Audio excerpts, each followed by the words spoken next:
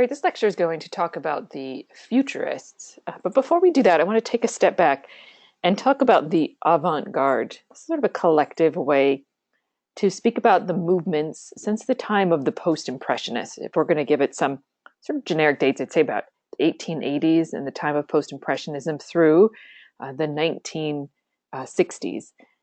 All of these movements that we've studied, the post-impressionists and the symbolists, the German expressionists, the Fauves, they've all been centered on challenging the artistic convention. So all of these avant-garde movements during this time period were interested in, again, challenging the way art had traditionally been created, challenging time-honored standards of representation. This idea that naturalism is always better. The avant-garde is a military term translated into front guard. It gives you the idea of those sent ahead for reconnaissance. It's coined, as I said, in the 1880s, references new or sort of cutting-edge artists ahead of their time, questioning artistic conventions and rejecting the past, the classical, the academic, and the traditional. And as we've seen so far from the time of post-impressionism forward, this is artwork that is less about the public audience and more geared towards the artist, the insular art world. Futurism, that we're going to study in this lecture, begins in 1909. It's an Italian movement. In 1909, Filippo Marinetti publishes a manifesto in a French newspaper called Le Figaro, and he announces a new movement in modern art called Futurism. So sort of different from the way we've seen other groups. Their title is coined by a critic, and they're all working at the same time and place in a similar style. Here we have an exact start date, 1909, a manifesto published in the paper. Marinetti calls for an art that was, quote, aggressive action, a feverish insomnia. So he saw, quote, new beauty, the beauty of speed. A race car whose hood is adorned with great pipes, like serpents of explosive breath, is more beautiful than the Nike of Samothrace, end quote. So here, for those of you who are not familiar with the Nike of Samothrace, I've attached her here on the right-hand side.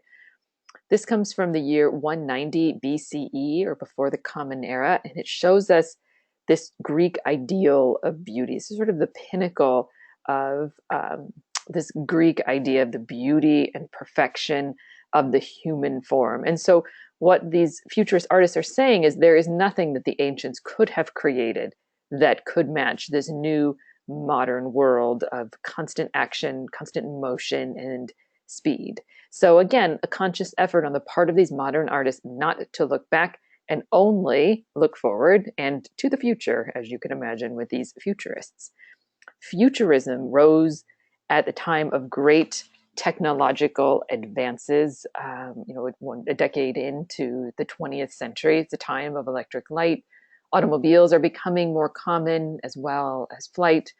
And these futurists really believed that technological advances in this new modern world were more beautiful than any traditional form of art. Anything that the ancients could create cannot hold a candle to today's world. And so they believed that, quote, all subjects previously used must be swept aside in order to express our whirling life of steel, of pride, of fever, and of speed.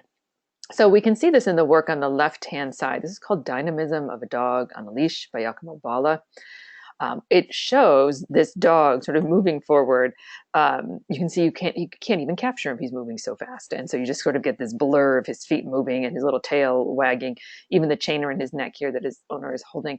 You can see this sort of movement of it. It sort of completes a whole round of back and forth in this sort of circular fashion.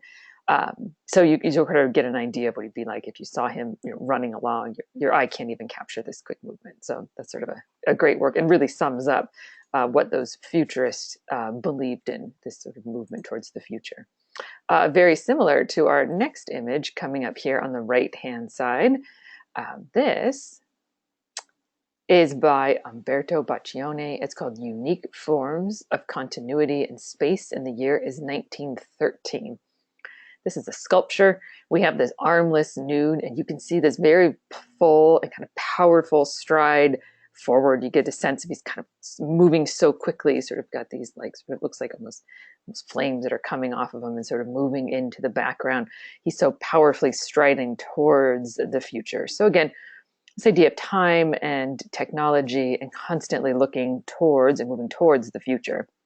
How different this should sound from many of the movements that we've seen in the past. Think about those post-impressionists. They were always trying to sort of escape from the world.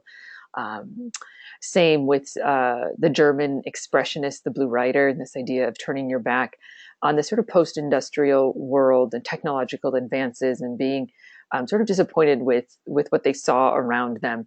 These artists, these futurists, certainly did not have that hang up.